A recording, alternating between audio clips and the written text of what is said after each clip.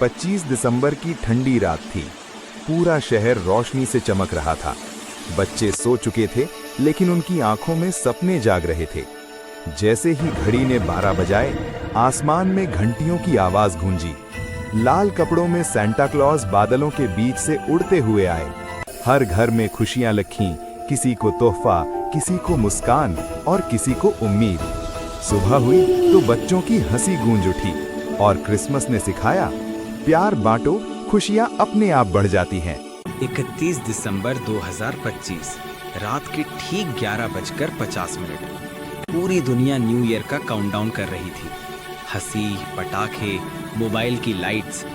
जैसे ही घड़ी ने 12 बजाए और कैलेंडर ने पलटा 1 जनवरी 2026, अचानक आसमान काला हो गया। धरती जोर से कांप उठी। ऊंची ऊंची इमारतें ताश के पत्तों की तरह गिरने लगी। सायरन, चीखें, धुआं, सब कुछ एक साथ। समंदर शहरों पर टूट पड़े। आग आसमान से बरसने लगी। नेटवर्क, बिजली, आवाजें, सब खामोश। कुछ ही पलों में जो दुनिया थी वो खत्म हो चुकी थी। और तब एक टूटा हुआ रेडियो बस इतना बोला, ये अंत नहीं, ये नई शुरुआत है। 25 दिसंबर आती है। चारों तरफ रोशनी, गाने और खुशियों का शोर होता है। बच्चे सांता क्लॉज का इंतजार करते हैं। मम्मी पापा सजाते हैं क्रिसमस ट्री। जैसे ही रात के 12 बजते हैं, आसमान में घंटियों की आवाज गूंजती है। लाल कपड़ों में सांता क्लॉज बादलों के बीच से उड़ता हुआ आता है। एक एक करके वो हर घर की छत पर उतरता है, चुपचाप मुस्कुराता है और बच्चों के लिए गिफ्ट्स रख जाता है। सुबह होते ही हर घर में खुशियों की चीखें होती हैं, क्योंकि क्रिसमस सिर्फ त्योहार नहीं, ये उम्मीद, प्यार और जादू की रात होती है। रात के 12:07। रात के ठीक 12:07 पर मोबाइल अपने आप बज उठा। Unknown number.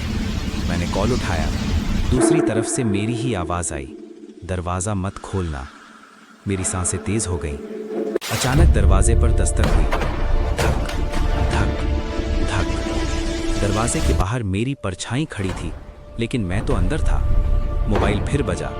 अब बहुत देर हो चुकी है। लाइट बंद हुई। कमरे में ठंडी हवा चली और तभी मेरे कान के पास कोई फुसफुसाया, अब तू मैं हूं। आसमान में एक हवाई जहाज उड़ रहा था।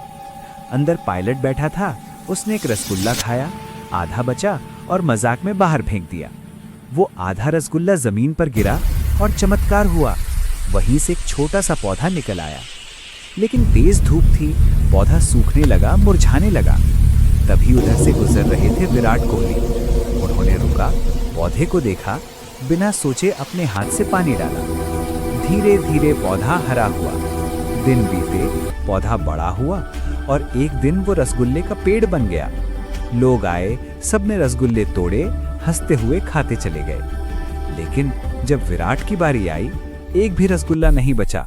विराट वहीं खड़े खड़े रो पड़े, क्योंकि जिसने सबको दिया उसे ही कुछ नहीं मिला।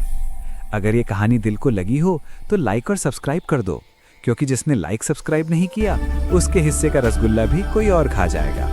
ऊंचे पहाड़ों के बीच बने 2000 फीट ऊंचे टावर पर विराट कोहली फंस गए थे।